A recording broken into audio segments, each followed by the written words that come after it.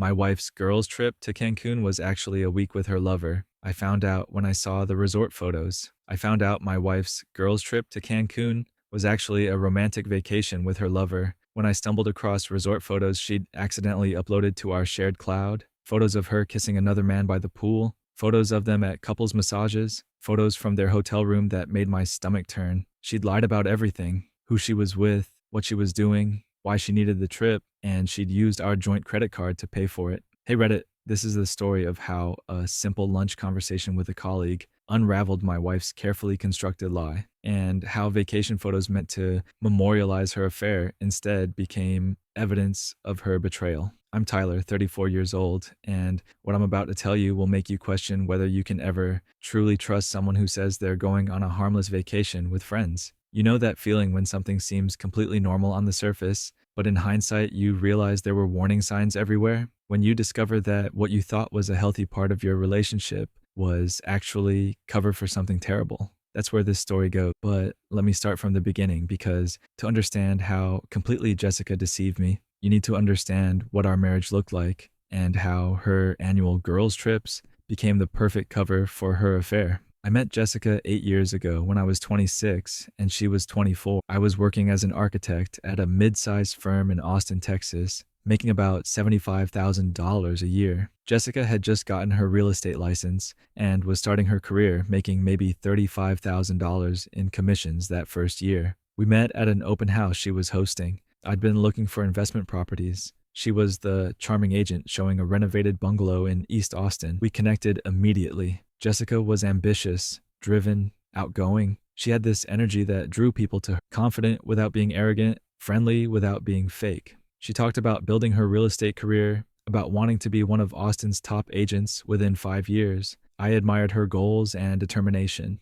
We dated for a year. During that time, his career started taking off. She was good at real estate, personable, knowledgeable, willing to work evenings and weekends to close deals. Her income jumped to $60,000 her second year, then $75,000 her third year. My career was advancing too. I'd been promoted to senior architect, making $95,000. We got engaged when I was 28 and she was 26. I proposed at the same upscale restaurant where we'd had our first official date, Uchi Austin. Dropped $15,000 on a ring she'd hinted she loved. She said yes immediately, cried happy tears, called all her friends while we were still at the table. We got married 6 months later. Beautiful wedding with about 150 guests. Jessica looked stunning. I felt like the luckiest man alive, marrying this successful, beautiful woman who seemed to love me as much as I loved her. The first few years of marriage were good. We were both focused on our careers, me working toward becoming a partner at my firm, Jessica building her client base and reputation in Austin's competitive real estate market. We bought a nice house in South Austin for $450,000, traveled occasionally,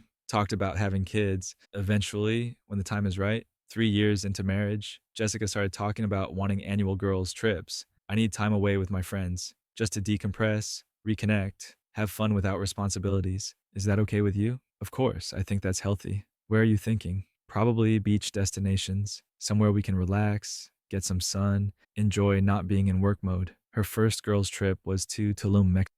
She went with 3 college friends, Brittany, Monica, and Sarah. They were gone for 5 days. Jessica came back relaxed, tan, happy, showed me photos of the beach, the resort, the 4 of them at dinner looking carefree and joyful. How was it? I asked. Amazing. I really needed that. Thank you for being supportive. Anytime. I'm glad you had fun. And I was glad. I wasn't one of those husbands who felt threatened by their wife having independent friendships and activities. I thought it was healthy that Jessica maintained close friendships and took time for herself. I trusted her completely. The next year, she took another girls' trip, this time to Cabo San Lucas. Same group, Brittany, Monica, Sarah, 5 days at an all-inclusive resort. She came back with similar photos, poolside drinks, beach sunsets, group dinners. I never questioned these trips, never felt suspicious. Why would I? Jessica had always been trustworthy. She'd never given me reason to doubt her, and the trip seemed innocent, just friends enjoying vacation time together. But this year, everything was different. Looking back, I can see the signs I missed, but at the time, I was completely blind to what was really happening. 6 months ago, Jessica closed a major deal. She'd been working with a client named Derek Mitchell,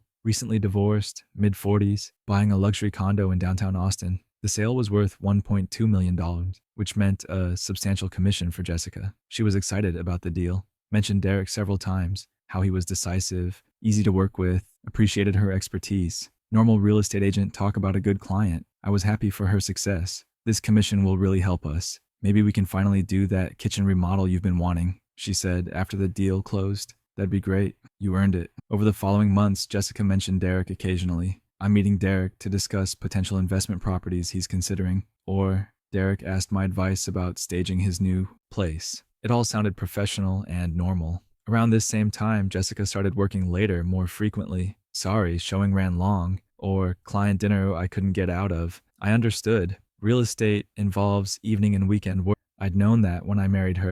4 months ago, Jessica announced her annual girls' trip. We're doing Cancun this year. Already booked the resort. Same group, Brittany, Monica, Sarah. 7 days this time instead of 5. We found a great deal. 7 days seemed longer than previous trips, but I didn't object. Sounds fun. When are you going? 3 weeks from now, May 15th through 22nd. I'll miss you, but have an amazing time. She kissed me. You're the best husband. Thank you for being so supportive of these trips. In the weeks leading up to her Cancun trip, Jessica seemed different, distracted. She'd be on her phone constantly, smiling at texts, then quickly putting her phone down when I'd walk into the room. She was less affectionate. We'd have sex maybe twice that month, down from our usual 3-4 times per week. Everything okay? I'd ask. I'm just busy with work and excited about the trip. Sorry if I've been distant. I accepted that explanation, didn't push further. The week before her trip, Jessica went shopping, bought new swimsuits, new dresses, new lingerie, spent probably $800 on new clothes and accessories. Wow, you're really stocking up, I commented. I want to look good. We're going to nice restaurants, nice beach clubs. I haven't bought new vacation clothes in years. Made sense. I didn't think anything of it. May 15th arrived. I drove Jessica to the airport at 6 a.m. She had one large suitcase and a carry-on. Send me pictures. Love you. Love you too. I'll text you when we land. She did text when she landed. Made it. Resort is gorgeous. About to meet the girls at the pool. Over the next week, I received occasional texts from Jessica. Beach is beautiful. Having so much fun. Miss you. Nothing detailed, nothing specific. But that seemed normal. She was on vacation, busy enjoying time with her friend. I worked that week, came home to an empty house, ordered takeout, watched TV alone. I missed Jessica, but was happy she was having fun and relaxing. She returned on May 22nd. I picked her up from the airport. She was tan, looked rested, but seemed subdued. How was it? Good. Really good. Just good? You were gone a week. It was great. I'm just tired from travel. Something in her tone was off, but I attributed it to exhaustion. Over the next few days, Jessica was distant, physically present, but emotionally elsewhere. She'd stare at her phone, seeming lost in thought. She was less interested in conversation. When we had sex 2 days after her return, it felt mechanical, like she was going through the motions but thinking about something else. Are you okay? I asked afterward. You seem really distant since you got back. I'm fine. Just adjusting to being home. Vacation mode to real life mode. But it was more than that. I could feel it. Something had shifted. Something fundamental in how Jessica related to me had changed during that week in Cancun. She started criticizing things she'd never criticized before. Do you have to leave your shoes by the door like that? Why don't you ever suggest we try new restaurants anymore? You've gotten so routine and predictable. The criticisms felt petty and unfair. I was the same person I'd always been. What had changed wasn't me. It was her perception of me. She started working even later, coming home at 9 or 10 p.m. several nights per week. Client dinner, showing, paperwork at the office, always vague explanations. She became even more protective of her phone, would take it with her everywhere. Bathroom, shower, when she went outside to water plants, would angle it away from me when texting, would close apps quickly if I walked by. Who are you texting? I'd ask casually. Just work stuff, client questions. But the way she said it, defensive, almost guilty, made me uneasy. 2 weeks after her return from Cancun, we had our first real fight. I'd suggested we start trying for a baby. We were both 32 and 34 now, financially stable, married 7 years. It seemed like the right time. Jessica's response shocked me.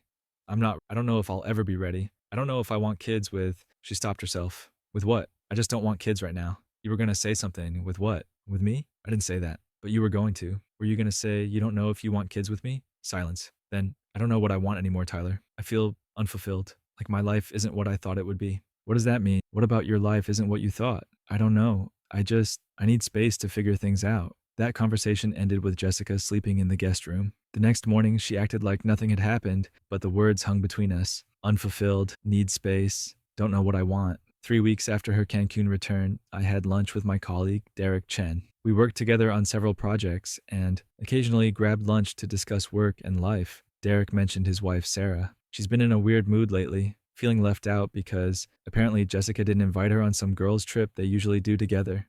I froze, fork halfway to my mouth. What? I guess Jessica and Sarah used to do these annual beach trips with a couple other friends, but this year Jessica went to Cancun without inviting Sarah. Sarah's pretty hurt about it, thinks maybe Jessica's mad at her about something. My heart started racing. Sarah wasn't on the Cancun trip? No, why? Jessica told me she went with Brittany, Monica, and Sarah. Said it was the same group as always. Derek looked confused. No, definitely not. Sarah was home that week. She watched our nephews while her sister went out of town. She was pretty bummed about not being invited to Cancun.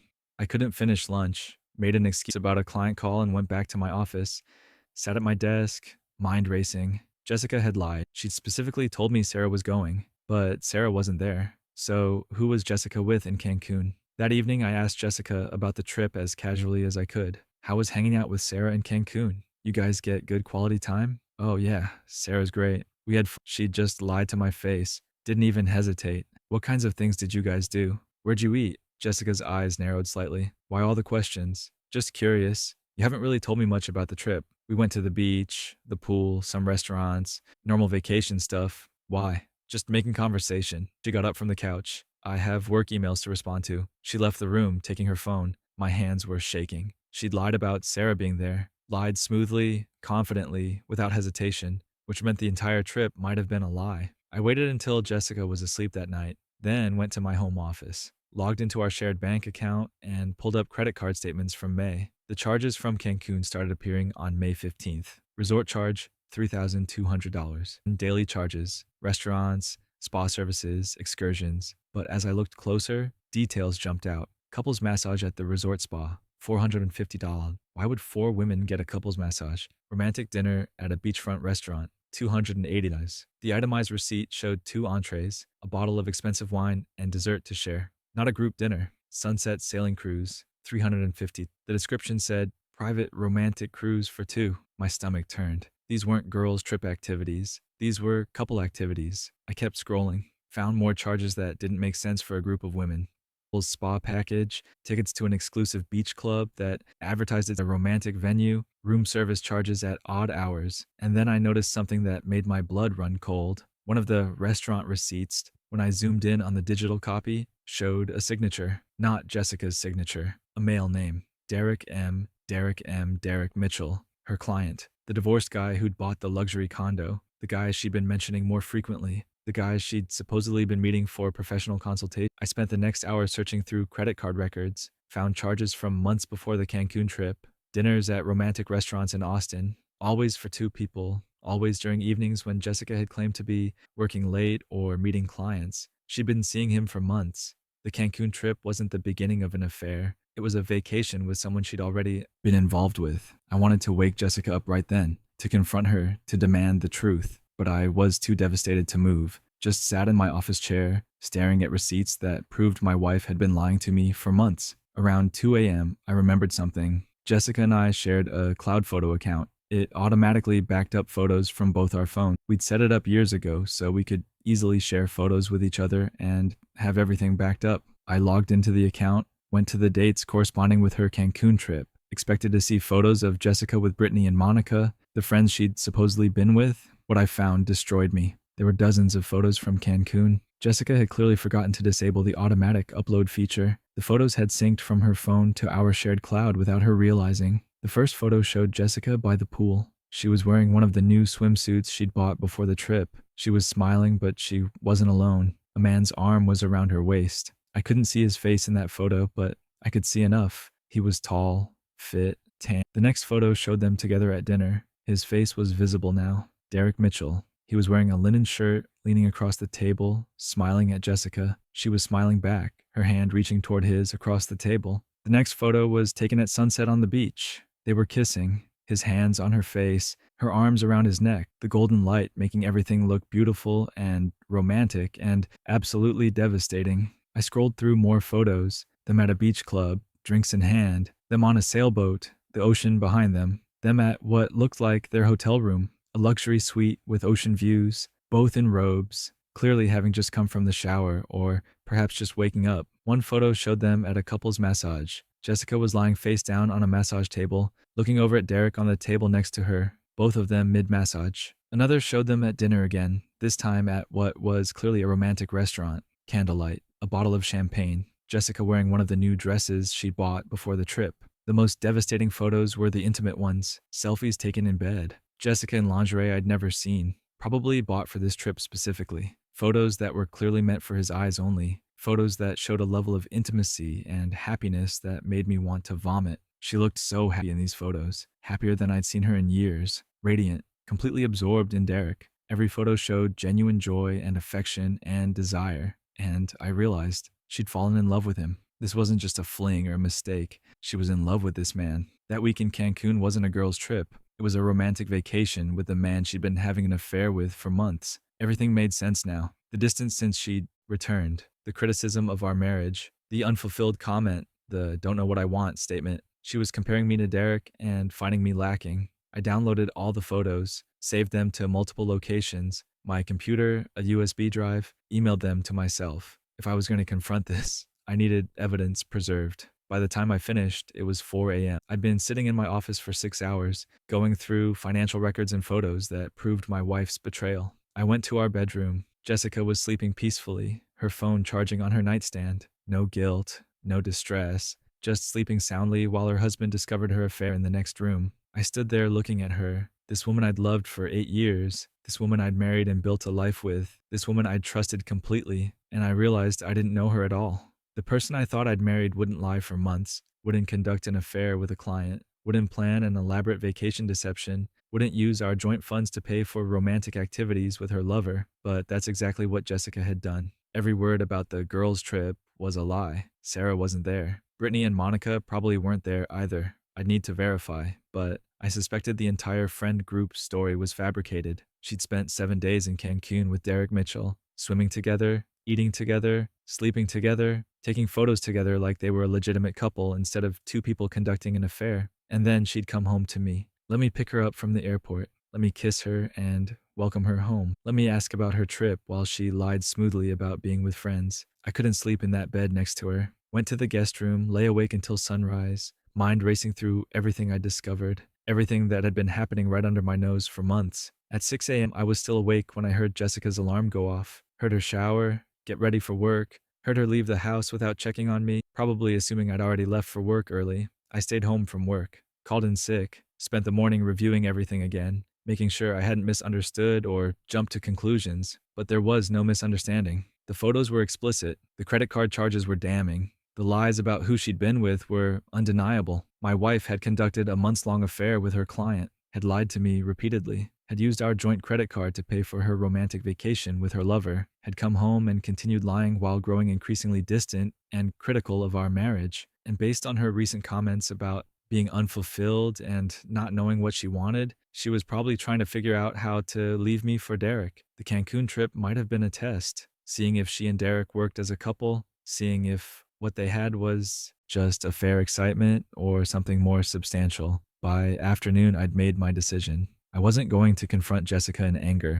Was to have a screaming fight where she'd gaslight me or lie further or try to minimize what she'd done. I was going to be strategic, calm, deliberate, and I was going to make sure she understood that her lies had consequences. I called a divorce attorney, made an appointment for the next morning. Then I started planning exactly how I'd confront my wife about her week in Cancun, the trip that was supposed to be with friends, but was actually a romantic vacation with the man she'd been cheating on me with for months. The next morning, I sat across from divorce attorney Michelle Rodriguez in her downtown Austin office. I'd brought my laptop with all the evidence, the photos, the credit card statements, the timeline I'd constructed of Jessica's affair. Michelle reviewed everything methodically. When she got to the photos, her expression remained professionally neutral, but I saw her jaw tighten slightly. "How long do you think this has been going on?" she asked. Based on the credit card charges, at least 4 months. The first suspicious dinner charge was in January. The Cancun trip was in May, so minimum 4 months, possibly longer. And you're certain you want to proceed with divorce? I looked at the photo on her computer screen, Jessica and Derek kissing on the beach in Cancun, golden sunset behind them, looking like a magazine now ad for romantic getaways. Yes, I'm certain. Michelle nodded. Texas is a no-fault divorce state, which means the affair itself won't dramatically impact asset division. However, there are a few things working in your favor. First, she used marital funds, your joint credit card, to pay for activities with her affair partner. That's considered wasteful dissipation of marital assets. We can argue you should be compensated for that. How much was spent? She pulled up the spreadsheet I'd created. From what I can see here, approximately $6,800 was spent on the Cancun trip and related affair expenses over the past few months. Dinners, the resort, spa treatments, romantic activities, all documented. Can we get that money back? We can request reimbursement during settlement negotiation. Whether we get all of it depends on her attorney and whether she wants to fight. But given the photographic evidence and clear documentation, she's in a weak position to argue. What about the house? You said your down payment was $90,000 from your pre-marriage savings, correct? Yes. Jessica contributed $10,000 to the down payment. The house was purchased 3 years into our marriage. That pre-marriage contribution gives you a strong claim to a larger share of equity. Combined with the marital fund dissipation, you're well positioned to keep the house or receive majority of the equity if it's sold. I want to keep the house. It's my home. She can leave. We'll make that clear in the filing. Now about how you confront her. That's important. You can handle this however you want, personally, but I'd advise against anything that could be construed as threatening or harassing. Document everything, remain calm, and, if possible, get her to admit to the affair in writing or recorded conversation. Texas is a one-party consent state for recording, right? Correct. You can legally record a conversation you're part of without the other person's knowledge or consent. Then I know exactly how I'm going to do this. I left Michelle's office with divorce papers ready to be filed as soon as I gave the word and a plan forming in my mind. That evening, I came home before Jessica, set up my phone in the living room bookshelf, positioned so it had a clear view of the couch where we typically sat, started recording. When Jessica came home at 8 p.m., later than her stated work hours again, I was sitting on the couch, laptop open to the cloud photo album showing the Cancun pictures. Hey, she said, dropping her purse on the entry table. Client needed to see some additional properties. That's okay. Can you come sit with me? I want to talk about something. She must have heard something in my tone because her expression shifted, guarded, worried. What's wrong? Just come sit. She sat on the opposite end of the couch, maintaining distance. Tyler, what's going on? I turned the laptop toward her. On the screen was the photo of her and Derek kissing on the beach. All color drained from her face. Tyler, I know about Derek. I know about Cancun. I know you weren't with Sarah and Brittany and Monica. I know you've been lying to me for months. She couldn't speak, just stared at the screen, then at me, her mouth opening and closing silently. I scrolled through more photos. I found these in our shared cloud. You've forgotten to turn off photo sync. Every picture you took in Cancun uploaded automatically. So I've seen everything. The couples massages, the romantic dinners, the bedroom photos, all of it. Tears started streaming down her face. How long have you known? Does it matter? Tyler, please let me explain. Explain what? How you told me you were going on a girls' trip but actually spent a week with your lover? How you used our joint credit card to pay for romantic activities with him? How you've been lying to my face for months? I didn't mean for this to happen. Derek and I, we just connected. It started innocently, just professional, but then when did it start? She was crying harder now. January, after the condo sale closed. We went to dinner to celebrate and we talked for hours. I felt something I hadn't felt in so long. Excitement, passion, like I mattered beyond just being a wife or a working professional. So for 4 months you've been sleeping with him, meeting him while telling me you were working late? Yes, I'm sorry. I'm so sorry. And Cancun? Whose idea was that? Derek's. He wanted us to have real time together, not just stolen hours. He wanted to see if what we had was real or just affair excitement. So you lied about a girl's trip, made up the whole story about going with your friends, spent 7 days playing house with him using money from our joint account. I know how it sounds. Do you love him? The question hung in the air. Jessica looked at me, tears still streaming, and I saw the answer before she spoke. I don't know. I think I might. I'm so confused, Tyler. I love you too, but I'm boring. Predictable. I make you feel unfulfilled, right? That's what you've been hanging at since you got back. I didn't say boring. You didn't have to. The way you've been criticizing everything about me and our marriage since Cancun made it clear. You went away with him, had this romantic fantasy week, then came home and compared me to that experience. And obviously I came up short. That's not fair. What's not fair is you lying for months. What's not fair is you taking our money to fund your affair. What's not fair is you coming home from a week with your lover and letting me kiss you and welcome you back while you lied to my face. My voice had risen. I took a breath. forced myself to calm down. Do you want to be with him? I asked quietly. Jessica wiped her eyes. I don't know what I want. After Cancun, I thought maybe I did. But then reality set in. Derek's nice during vacation, but I don't know if I want a life with him. And you and I have history, a home, a marriage. We had a marriage. You destroyed it the moment you slept with Derek. There's no coming back from this, Jessica.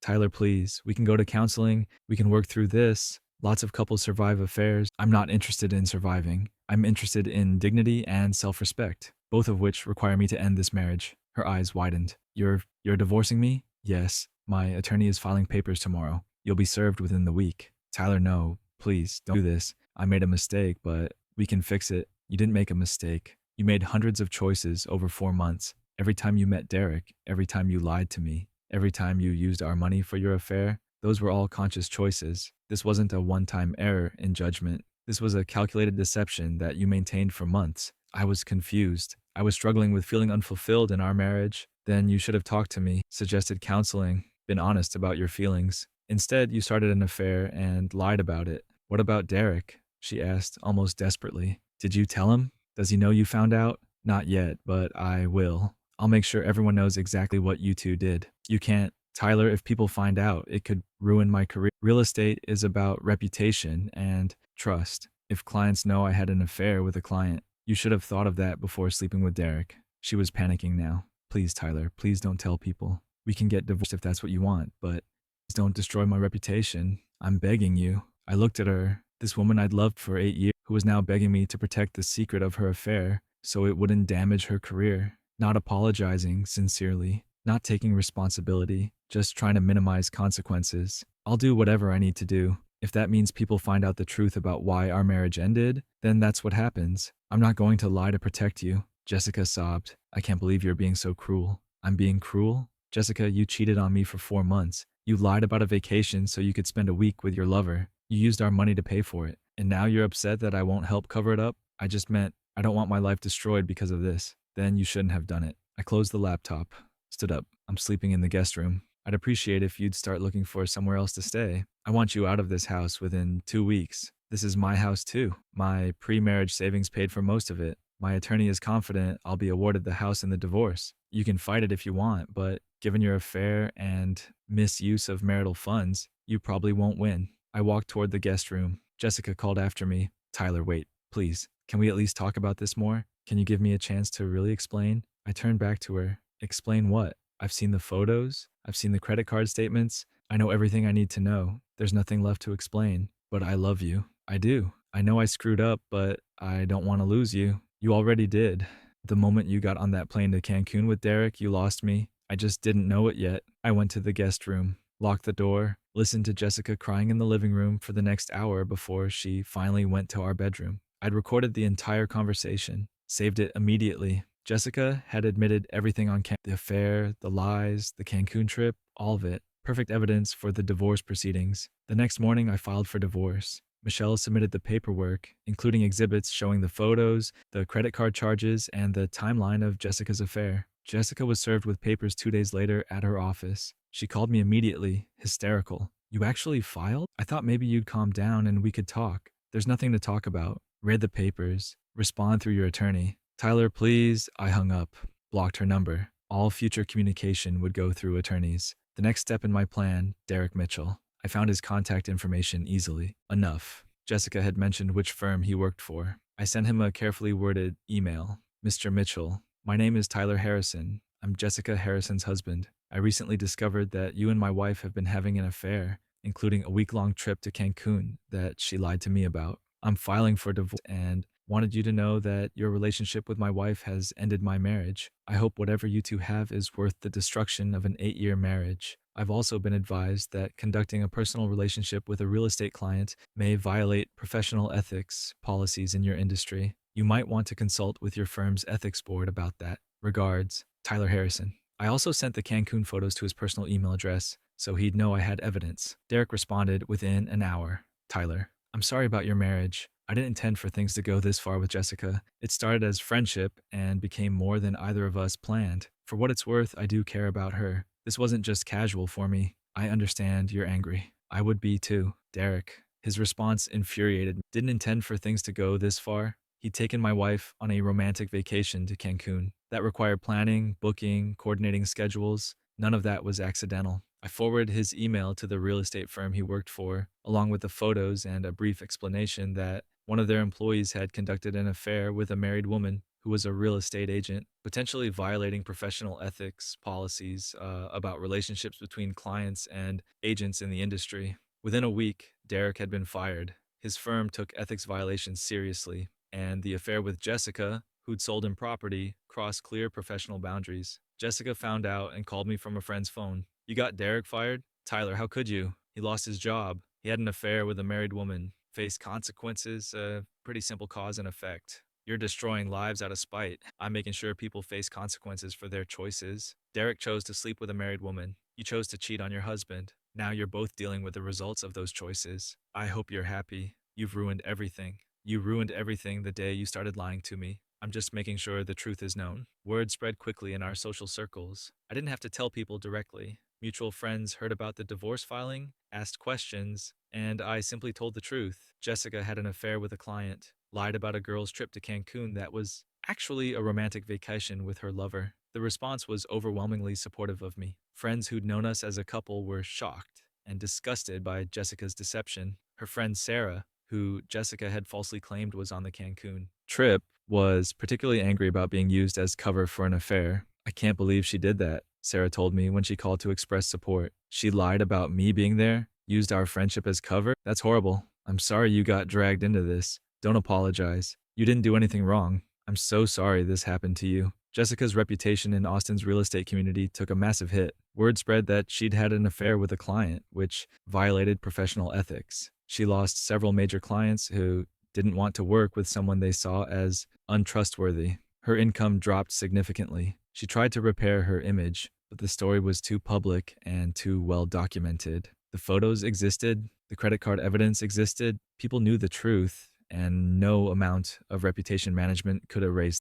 Derek tried to contact Jessica after being fired, but according to mutual friends, their relationship quickly fell apart. Without the excitement of secrecy, without the fantasy of vacation romance, they discovered they didn't actually have much in common. Derek broke things off with Jessica 3 months after my divorce filing, so Jessica lost her marriage, damaged her career, alienated friends, and the affair she'd risked everything for ended anyway. Everything she'd thrown away for Derek resulted in her being alone, professionally damaged, and socially isolated. The divorce proceedings took 4 months. Jessica's attorney tried to negotiate, but we held firm. I kept the house in exchange for taking on more of the mortgage debt. Jessica received a portion of other marital assets, but had to reimburse me $6,800 for the affair-related expenses charged to our joint credit card. The day the divorce was finalized, I felt a complicated mix of emotions. Relief primarily, grief for the marriage I'd thought I had, anger at the betrayal, but also a strange sense of freedom. I'd spent months living with someone who was lying to me,